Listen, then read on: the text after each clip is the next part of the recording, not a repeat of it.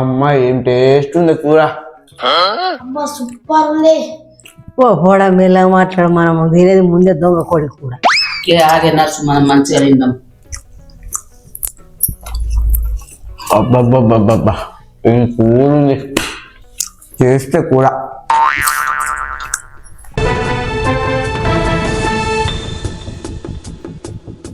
Breaking news.